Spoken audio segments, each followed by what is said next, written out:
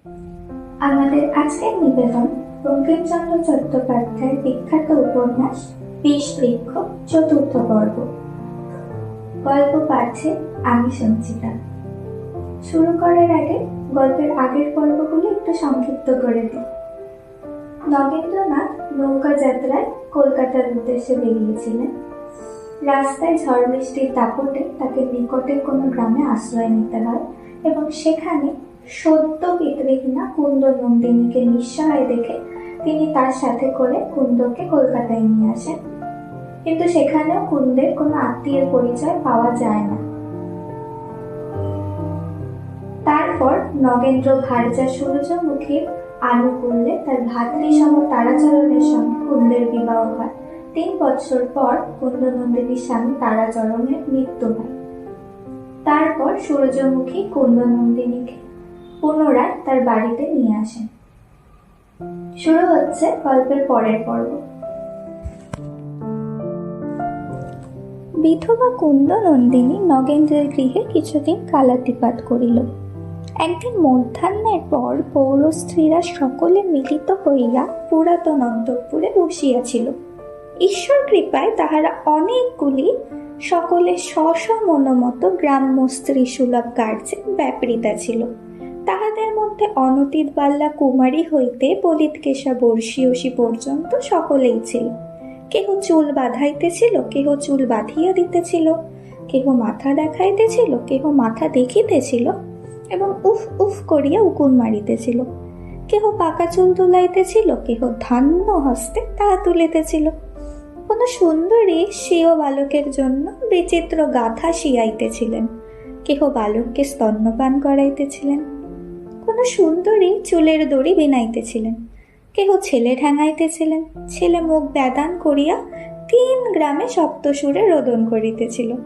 কোন রূপসী কার্পেট বুনিতেছিলেন, কেহ থাবা পাতিয়া তাহা দেখিতেছিলেন। কোন চিত্রকুশলা কাহারও বিবাহের কথা মনে করিয়া পীড়িতে আলপনা দিতেছিলেন। কোন সদ্গ্রন্থ রসগ্রাহিনী বিদ্যাবতী দাশুরায়ের পাঁচালি পড়িতেছিলেন। কোন বর্ষীয়সী পুত্রের নিন্দা করিয়া সত্রীবর্গের কর্ণ পরিতৃপ্ত করিতেছিলেন। কোন রসিকা যুবতী অর্ধস্ফুট স্বরে স্বামীর রসিকতার বিবরণ সখীদের কানে কানে বলিয়া বিরহিণীর মনোবেদনা বাড়াইতেছিলেন। কেহ গৃহিণীর নিন্দা, কেহ কর্তার নিন্দা, কেহ প্রতিবাসীদিগের নিন্দা করিতেছিলেন। অনেকেই আত্মপ্রশংসা করিতেছিলেন। যিনি সূর্যমুখী কর্তৃক প্রাতে নিজ বুদ্ধিহীনতার জন্য মৃদু ভর্ষিতা হইয়াছিলেন, তিনি আপনার বুদ্ধির অসাধারণ প্রাচুর্যের অনেক উদাহরণ প্রয়োগ করিতেছিলেন। যাহার রন্ধনে প্রায় লবণ সমান হয় না, তিনি আপনার পাক নৈপুণ্য সম্বন্ধে সুদীর্ঘ বক্তৃতা করিতেছিলেন। যাহার স্বামী গ্রামের মধ্যে গণ্ডমূর্খ, তিনি সেই স্বামীর অলৌকিক পাণ্ডিত্য কীর্তন করিয়া সঙ্গিনীকে বিস্মিতা করিতেছিলেন। যাহার পুত্রকন্যাগুলি এক একটি কৃষ্ণবর্ণ মাংসবিন্দু, তিনি রত্নগর্ভা বলিয়া আস্ফালন করিতেছিলেন। সূর্যমুখী এ সভায় ছিলেন না। তিনি কিছু গর্বিতা, এ সকল সম্প্রদায় বড় বসিতেন না এবং তিনি থাকিলে অন্য সকলের আমোদের বিঘ্ন হইত।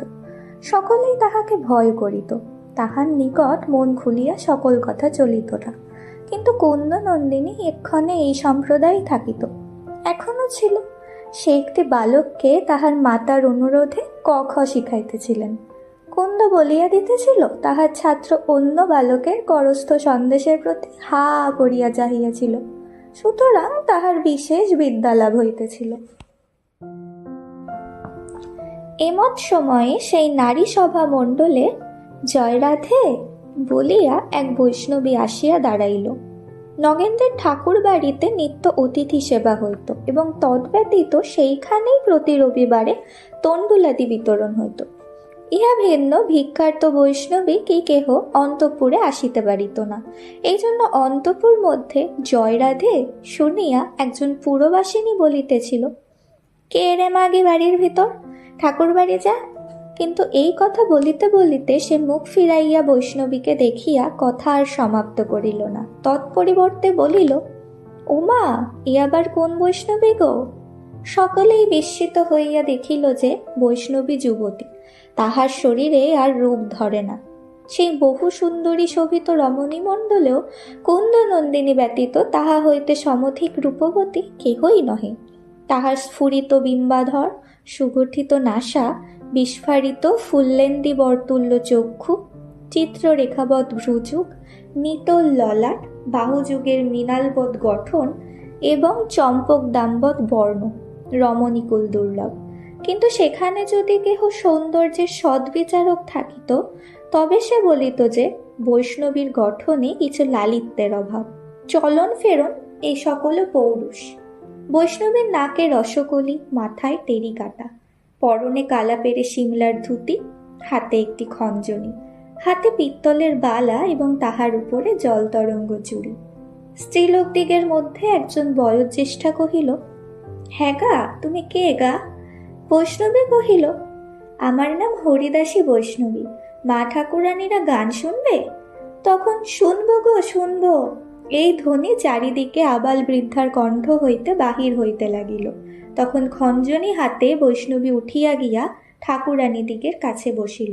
সে যেখানে বসিল সেইখানে কুন্দ ছেলে পড়াইতেছিল। কুন্দ অত্যন্ত গীতপ্রিয়। বৈষ্ণবী গান করিবে শুনিয়া সে তাহার আরেকটু সন্নিকটে আসিল। তাহার ছাত্র সেই অবকাশে উঠিয়া গিয়া সন্দেশভোজী বালকের হাত হইতে সন্দেশ কাড়িয়া লইয়া আপনি ভক্ষণ করিল। বৈষ্ণবী জিজ্ঞাসা করিল, কি রাইব? তখন শ্রোতৃগণ নানাবিধ ফরমাইশ আরম্ভ করিলেন। কেহ চাহিলেন গোবিন্দ অধিকারী, কেহ গোপালে উড়ে। যিনি দাশরথীর পাঁচালী পড়িতেছিলেন তিনি তাহাই কামনা করিলেন। দুই একজন প্রাচীনা কৃষ্ণ বিষয় হুকুম করিলেন। তাহারই টিকা করিতে গিয়া মধ্যবয়সীরা সখী সংবাদ এবং বিরহ বলিয়া মতভেদ প্রচার করিলেন।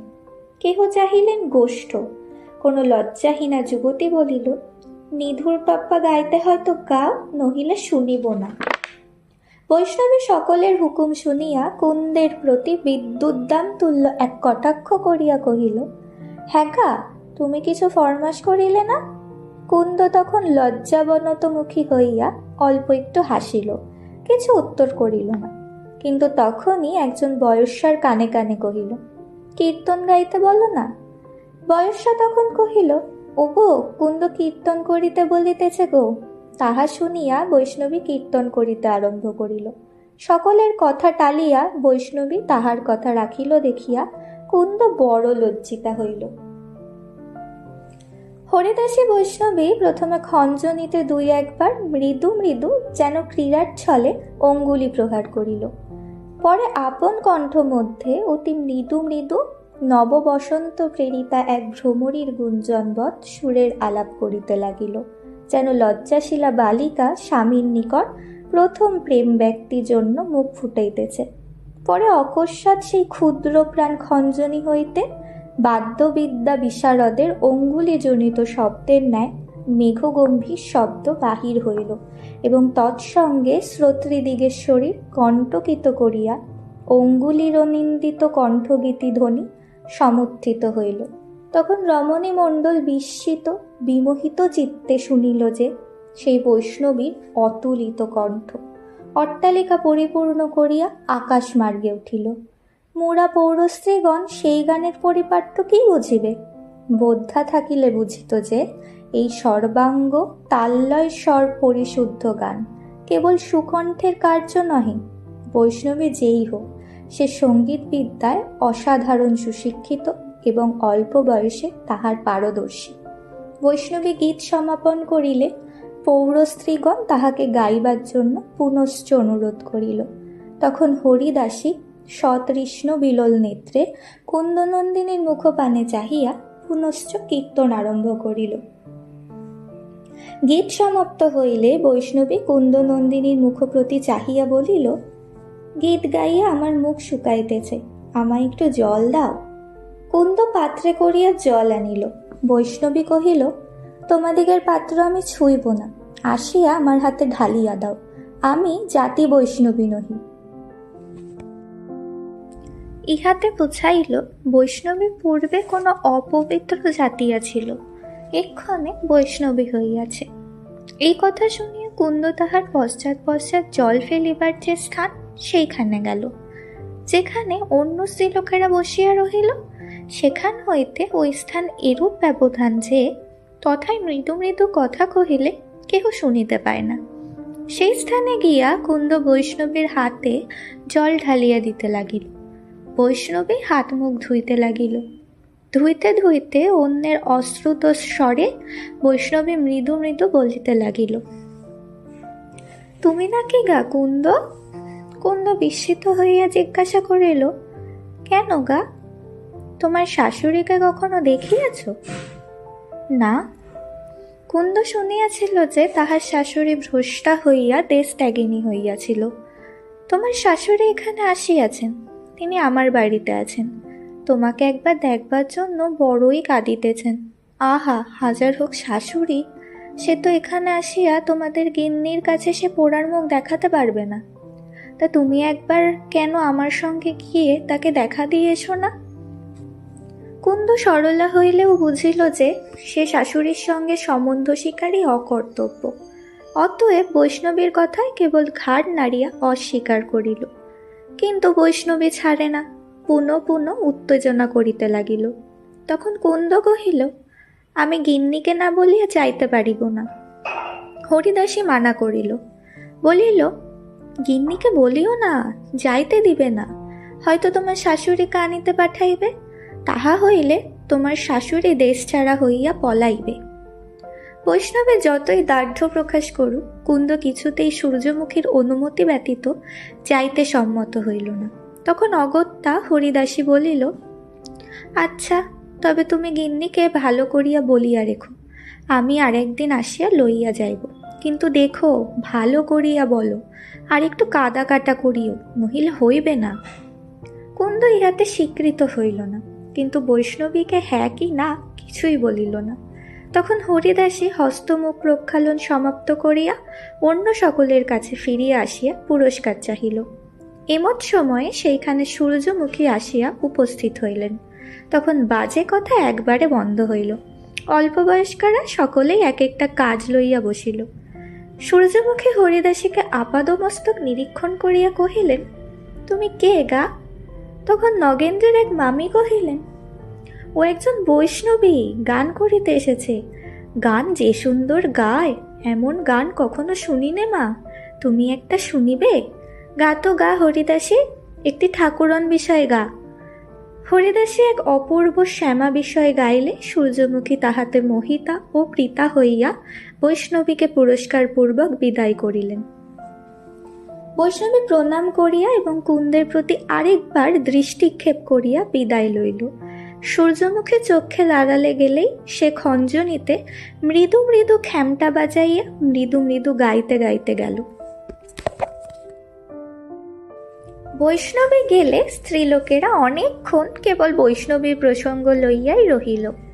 প্রথমে তাহার বড় সুখ্যাতি আরম্ভ হইল, পরে ক্রমে ক্রমে একটু খুদ বাহির হইতে লাগিল। বিরাজ বলিল, তা হোক, কিন্তু নাকটা একটু চাপা।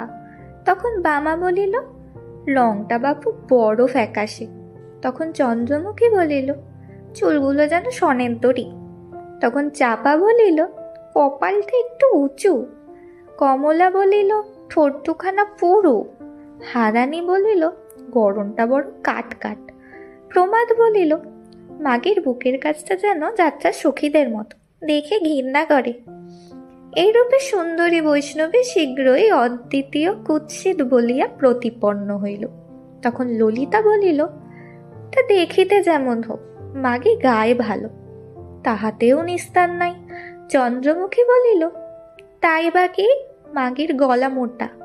মুক্তকেশী বলিল, ঠিক বলেছ, মাগি যেন ষাঁড় ডাকে।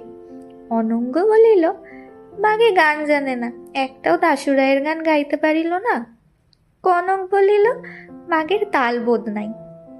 ক্রমে প্রতিপন্ন হইল যে হরিদাসী বৈষ্ণবী কেবল যে কুৎসিতা এমন নহে, তাহার গানও ভারী মন্দ।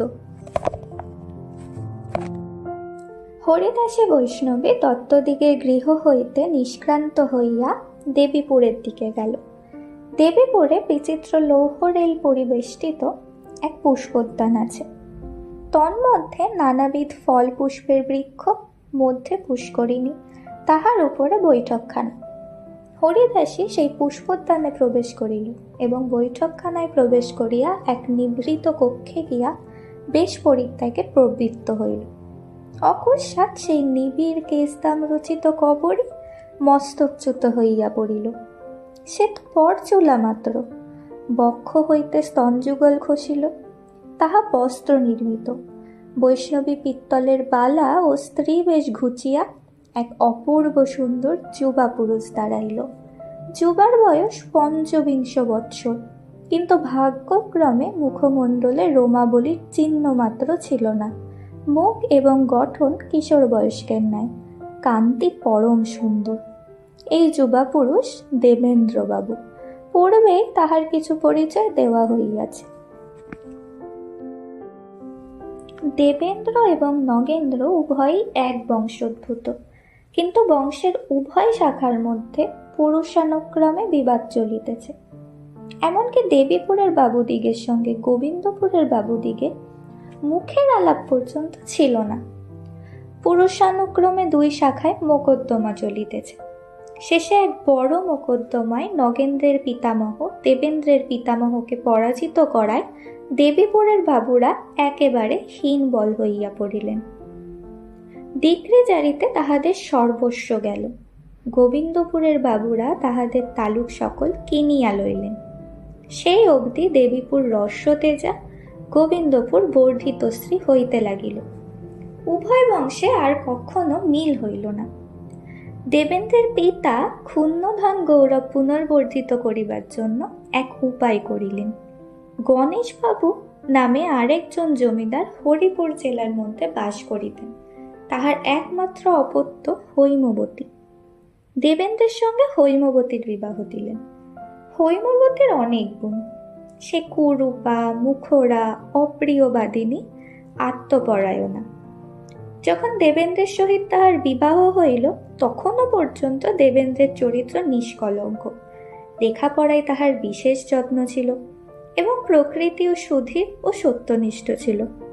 কিন্তু সেই পরিণয় তাহার কাল হইল।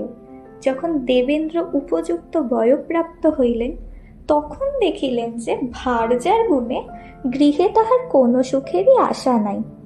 বয়োগুণে তাহার রূপ তৃষ্ণা জন্মিল, কিন্তু আত্মগৃহে তা তো নিবারণ হইল না। বয়োগুণে দম্পতি প্রণয়াকাঙ্ক্ষা জন্মিল, কিন্তু অপ্রিয়বাদিনী হৈমবতীকে দেখিবা মাত্র সে আকাঙ্ক্ষা দূর হইত। সুখ দূরে থাকুক, দেবেন্দ্র দেখিলেন যে হৈমবতীর রসনাবর্ষিতা বিষের জ্বালায় গৃহে তিষ্ঠানও ভার। একদিন হৈমবতী কেশাকর্ষণ করিয়া তাহাকে পদাঘাত করিলেন এবং সেই দিন হইতে তিনি গৃহত্যাগ করিয়া পুষ্পোদ্যান মধ্যে তাহার বাসোপযোগী গৃহ প্রস্তুতের অনুমতি দিয়া কলিকাতায় গেলেন। ইতিপূর্বেই দেবেন্দ্রের পিতার পরলোক গমন হইয়াছিল, সুতরাং দেবেন্দ্র এক্ষণে স্বাধীন। কলিকাতায় পাপবঙ্কে নিমগ্ন হইয়া দেবেন্দ্র অতৃপ্ত বিলাস তৃষ্ণা নিবারণে প্রবৃত্ত হইলেন। তজ্জনিত যে কিছু সচিত্তের অপ্রসাদ জন্মিত তাহা ভুরি ভুরি সুরাভি সিঞ্চনে ধৌত করিতে যত্ন করিতে লাগিলেন। পরিশেষে তাহার আর আবশ্যকতা রহিল না। পাপীর চিত্তের প্রসাদ জন্মিতে লাগিল। কিছুকাল পরে বাবুগিরিতে বিলক্ষণ সুশিক্ষিত হইয়া দেবেন্দ্র দেশে ফিরিয়া আসিলেন এবং তথায় নূতন উপবন গৃহে আপন আবাস সংস্থাপন করিয়া বাবুগিরিতে প্রবৃত্ত হইলেন। কলিকাতা হইতে দেবেন্দ্র অনেক প্রকার ঢং শিখিয়া আসিয়াছিলেন। তিনি দেবীপুরে প্রত্যাগমন করিয়া রিফর্মর বলিয়া আত্মপরিচয় দিলেন। প্রথমে এক ব্রাহ্ম সমাজ সংস্থাপিত করিলেন। তারাচরণ প্রভৃতি অনেক ব্রাহ্ম জুটিল। বক্তৃতার আর সীমা রহিল না। একটা ফিমেল স্কুলের জন্য মধ্যে মধ্যে আড়ম্বর করিতে লাগিলেন, কিন্তু কাজে বড় বেশি করিতে পারিলেন না। বিধবা বিবাহে বড় উৎসাহ, এমনকি ২-৪টা কাউরাতিওয়ারের বিধবা মেয়ের বিবাহ দিয়া ফেলিয়াছিলেন। কিন্তু সে বরকন্যার গুণে জেনানারূপ কারাগারে শিকল ভাঙার বিষয় তারাচরণের সঙ্গে তাহার একমত। উভয়ই বলিতেন, মেয়েদের বাহির করো। এ বিষয়ে দেবেন্দ্রবাবু বিশেষ কৃতকার্য হইয়াছিলেন, কিন্তু সে বাহির করা অর্থ বিশেষে। দেবেন্দ্র গোবিন্দপুর হইতে প্রত্যাগমনের পর বৈষ্ণবী বেশ ত্যাগ করিয়া নিজ মূর্তি ধারণপূর্বক পাশের কামরায় বসিলেন। একজন ভৃত্য শ্রমহারী তামাকু প্রস্তুত করিয়া আলবোলা আনিয়া সম্মুখে দিল। দেবেন্দ্র কিছুকাল সেই সর্বশ্রম সংহারিণী তামাকু দেবীর সেবা করিলেন। যেই মহাদেবীর প্রসাদ সুখভোগ না করিয়াছ সে মনুষ্যই নহে। হে সর্বলোক চিত্তরঞ্জিনী বিশ্বমোহিনী, তোমাতে যেন আমাদের ভক্তি অচলা থাকে। তোমার বাহন আলবোলা, হুক্কা, গুড়গুড়ি প্রভৃতি দেবকন্যারা সর্বদাই যেন আমাদের নয়ন পথে বিরাজ করেন। দৃষ্টি মাত্রেই মোক্ষ লাভ করিব। হে বড়দে, হে সর্বসুখ প্রদায়িনী, তুমি যেন আমার ঘরে অক্ষয় হইয়া বিরাজ করো। তোমার সুগন্ধ দিনে দিনে বাড়ুক। তোমার গর্ভস্থ জলকল্লোল মেঘ গর্জনবৎ ধ্বনিত হইতে থাকুক। তোমার মুখনলের সহিত আমার অধরোষ্ঠের যেন তিলেক বিচ্ছেদ না হয়। তুমি শোকপ্রাপ্ত জনকে প্রবোধ দাও, ভয়প্রাপ্ত জনকে ভরসা দাও, বুদ্ধিভ্রষ্ট জনকে বুদ্ধি দাও, কোপযুক্ত জনকে শান্তি প্রদান করো। মুড়ে তোমার মহিমা কি জানবে? ভোগাসক্ত দেবেন্দ্র যথেচ্ছ এই মহাদেবীর প্রসাদ ভোগ করিলেন, কিন্তু তাহাতে পরিতৃপ্তি জন্মিল না। পরে অন্য মহাশক্তির অর্চনার উদ্যোগ হইল। তখন ভৃত্য হস্তে তৃণপটাবৃতা বোতল বাহিনীর আবির্ভাব হইল। তখন সেই অমূল শ্বেত সুবিস্তৃত শয্যার উপরে রজতানুকুতাসনে সান্ধ্য গগন শোভিরক্তাম্বুতুল্য বর্ণ বিশিষ্টা দ্রবময়ী মহাদেবী ডেকান্টর নামে আসরিক ঘটে সংস্থাপিতা হইলেন। কট গ্লাসের কোষা পড়িল, প্লেটের জগ তাম্রকুণ্ড হইল এবং পাকশালা হইতে এক কৃষ্ণকূর্চ পুরোহিত হট ওয়াটার প্লেট নামক দিব্য পুষ্পপাত্রে রোস্ট মাটন এবং কাটলেট নামক সুগন্ধ কুসুম রাশি রাখিয়া গেল। তখন দেবেন্দ্র দত্ত যথাশাস্ত্র ভক্তিভাবে দেশীয় পূজা করিতে বসিলেন। পরে তানপুরা, তবলা, সেতার প্রভৃতি সমেত গায়ক বাদক দল আসিল। তাহারা পূজার প্রয়োজনীয় সঙ্গীতোৎসব সম্পন্ন করিয়া গেল। সর্বশেষ দেবেন্দ্রের সমবয়স্ক সুশীতলকান্তি এক যুবা পুরুষ আসিয়া বসিলেন। ইনি দেবেন্দ্রের মাতুল পুত্র সুরেন্দ্র, গুণে সর্বাংশে দেবেন্দ্রের বিপরীত। ইহার স্বভাব গুণে দেবেন্দ্রও ইহাকে ভালোবাসিতেন। দেবেন্দ্র ইহার ভিন্ন সংসারে আর কাহারও কথার বাধ্য নহেন। সুরেন্দ্র প্রত্যহ রাত্রে একবার দেবেন্দ্রের সংবাদ লইতে আসিতেন, কিন্তু মদ্যাদির ভয়ে অধিকক্ষণ বসিতেন না। সকলে উঠিয়া গেলে সুরেন্দ্র দেবেন্দ্রকে জিজ্ঞাসা করিলেন, আজ তোমার শরীর কি রূপ আছে? শরীরাং ব্যাধি মন্দিরাং। বিশেষ তোমার আজি জ্বর জানিতে পারিয়াছিলে? না। আর যকৃতের সেই ব্যথাটা? পূর্বমত আছে। তবে এখন এসব স্থগিত রাখলে ভালো হয় না? কি মদ খাওয়া? কতদিন বলিবে, ও আমার সাথের সাথী। সাথের সাথী কেন? সঙ্গে আসে নাই, সঙ্গেও যাইবে না। অনেকে ত্যাগ করিয়াছে, তুমিও ত্যাগ করিবে না কেন? আমি কি সুখের জন্য ত্যাগ করিব? যাহারা ত্যাগ করে তাহাদের জন্য সুখ আছে, সেই ভরসায় ত্যাগ করে। আমার আর কোনো সুখই নাই। তবু বাঁচিবার আশায়, প্রাণের আকাঙ্ক্ষায় ত্যাগ করো। যাহাদের বাঁচিয়া সুখ তাহারা বাঁচিবার আশায় মদ ছাড়ুক, আমার বাঁচিয়া কি লাভ? সুরেন্দ্রের চক্ষু বাষ্পাকুল হইল। তখন বন্ধু স্নেহে পরিপূর্ণ হইয়া কহিলেন, তবে আমাদের অনুরোধে ত্যাগ করো। দেবেন্দ্রের চক্ষে জল আসিল। দেবেন্দ্র বলিল, আমাকে যে সৎপথে যাইতে অনুরোধ করে, তুমি ভিন্ন এমন আর কেহ নাই। যদি আমি ত্যাগ করি, সে তোমারই অনুরোধে করিব। আর কি? আর যদি কখনো আমার স্ত্রীর মৃত্যু সংবাদ কর্ণে শুনি, তবে মত ছাড়িব, নচেত এখন মরিবাচি সমান কথা। সুরেন্দ্র সজল নয়নে মনোমধ্যে হৈমবতীকে শত শত গালাগালি দিতে দিতে গৃহে প্রত্যাগমন করিলেন। দেবেন্দ্রবাবুর অন্দরমহলের খবর তো আমরা দেখলাম। এবার আসুন একটু নগেন্দ্রবাবুর অন্দরমহলে আমরা খোঁজ নিই। ওই তো দেখা যাচ্ছে সূর্যমুখী কি যেন একটা লিখছে।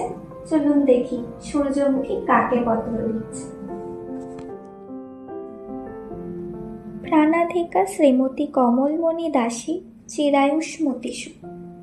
আর তোমাকে আশীর্বাদ পাঠ লিখিতে লজ্জা করে। এখন তুমিও একজন হইয়া উঠিয়াছ, এক ঘরের গৃহিণী। তা যাহাই হোক, আমি তোমাকে আমার কনিষ্ঠা ভগিনী ভিন্ন আর কিছুই বলিয়া ভাবিতে পারিতেছি না। তোমাকে মানুষ করিয়াছি, প্রথম ক খ লিখাই, কিন্তু তোমার হাতের অক্ষর দেখিয়া আমার এ হিজিবিজি তোমার কাছে পাঠাইতে লজ্জা করে। তা লজ্জা করিয়া কি করিব? আমাদিকে দিনকাল গিয়াছে। দিনকাল থাকিলে আমার এমন দশা হইবে কেন? কি দশা? এ কথা কাহাকে বলিবার নহে। বলিতে দুঃখও হয়, লজ্জাও করে, কিন্তু অন্তঃকরণের ভিতর যে কষ্ট, তাহা কাহাকে না বলিলেও সহ্য হয় না। আর কাহাকে বলিব? তুমি আমার প্রাণের ভগিনী, তুমি ভিন্ন আর আমাকে কেহ ভালোবাসে না। আর তোমার ভাইয়ের কথা তোমা ভিন্ন পরের কাছেও বলিতে পারি না। আমি আপনার চিতা আপনি সাজাইয়াছি। কুন্দনন্দিনী যদি না খাইয়া মরিত, তাহাতে আমার কি ক্ষতি ছিল? পরমেশ্বর এত লোকের উপায় করিতেছেন, তাহার কি উপায় করিতেন না? আমি কেন আপনা খাইয়া তাহাকে ঘরে আনিলাম? তুমি সে হতভাগিনীকে যখন দেখিয়াছিলে, তখন সে বালিকা। এখন তাহার বয়স 17 কি 18 বৎসর হইয়াছে। সে যে সুন্দরী তাহা স্বীকার করিতেছি। সেই সৌন্দর্যই আমার কাল হইয়াছে। পৃথিবীতে যদি আমার কোনো সুখ থাকে, তবে সে স্বামী।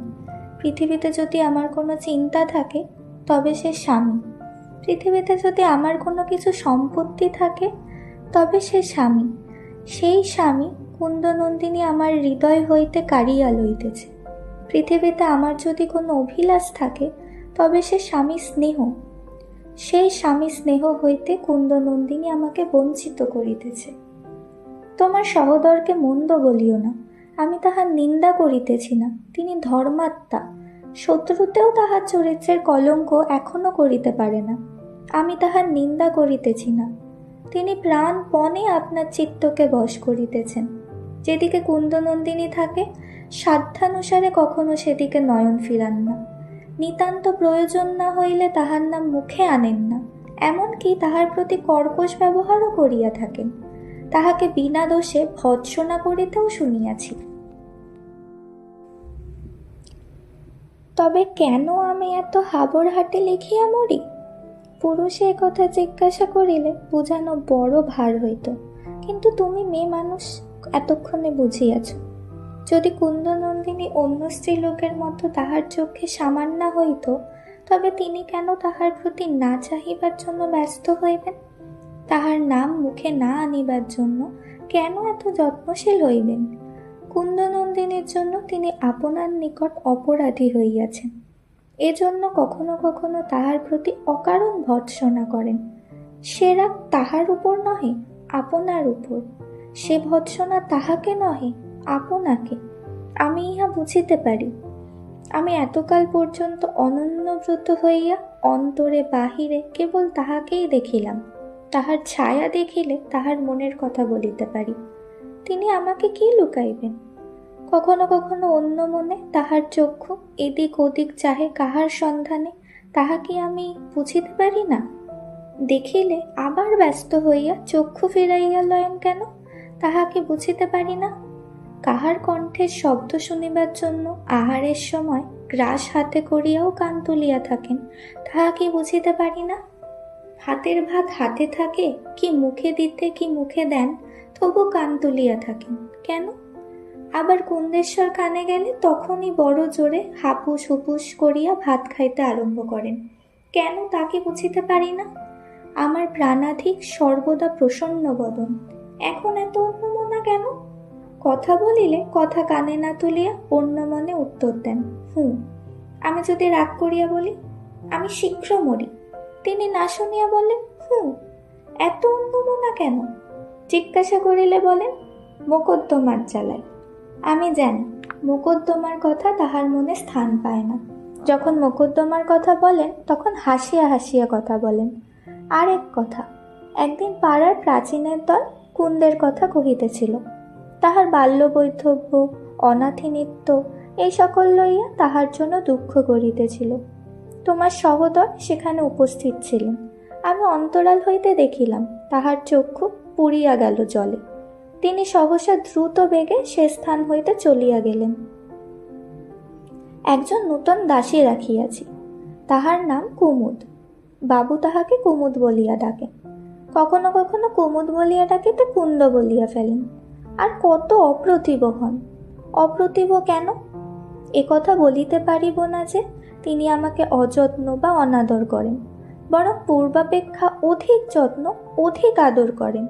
ইহার কারণ বুঝিতে পারি। তিনি আপনার মনে আমার নিকট অপরাধী, কিন্তু ইহাও বুঝিতে পারি যে আমি তাহার মনে স্থান পাই না। যত্ন এক, ভালোবাসা আর। ইহার মধ্যে প্রভেদ কি আমরা স্ত্রীলোক সহজেই বুঝিতে পারি। আর এক হাসির কথা, ঈশ্বর বিদ্যাসাগর নামে কলিকাতায় কে নাকি বড় পণ্ডিত আছেন, তিনি আবার একখানি বিধবা বিবাহের বহি বাহির করিয়াছেন। যে বিধবার বিবাহের ব্যবস্থা দেয় সে যদি পণ্ডিত, তবে মূর্খকে? এখন বৈঠকখানায় ভট্টাচার্য ব্রাহ্মণ আসিলে সেই গ্রন্থ লইয়া বড় তর্ক বিতর্ক হয়। সেদিন টোল মেরামতের জন্য 10টি টাকা লইয়া যায়। তাহার পরদিন সার্বভৌম ঠাকুর বিধবা বিবাহের প্রতিবাদ করেন। তাহার কন্যার বিবাহের জন্য আমি 5 ভরির সোনার বাল্লা গড়াইয়া দিয়াছি। আর কেহ বড় বিধবা বিবাহের দিকে নয়। আপনার দুঃখের কথা লইয়া তোমাকে অনেকক্ষণ জ্বালাতন করিয়াছি, তুমি না জানি কত বিরক্ত হইবে। কিন্তু কি করি ভাই, তোমাকে মনের দুঃখ না বলিয়া কাহাকে বলিব? আমার কথা এখনো ফুরায় নাই, কিন্তু তোমার মুখ চেয়ে আজ ক্ষান্ত হইলাম। এ সকল কথা কাহাকেও বলিও না। আমার মাথা দিব্য, জামাইবাবুকেও এ পত্র দেখাইও না। তুমি কি আমাদিগকে দেখিতে আসিবে না? এই সময় একবার আসিও, তোমাকে পাইলে অনেক ক্লেশ নিবারণ হইবে। তোমার ছেলের সংবাদ ও জামাইবাবুর সংবাদ শীঘ্র লিখিবে। ইতি সূর্যমুখী। পুনশ্চ আরেক কথা, পাপ বিদায় করিতে পারিলেই বাঁচি। কোথায় বিদায় করি? তুমি নিতে পারো না ভয় করে? কমল প্রত্যুত্তরে লিখিলেন, তুমি পাগল হইয়াছ, নচেৎ তুমি স্বামীর হৃদয় প্রতি অবিশ্বাসিনী হইবে কেন?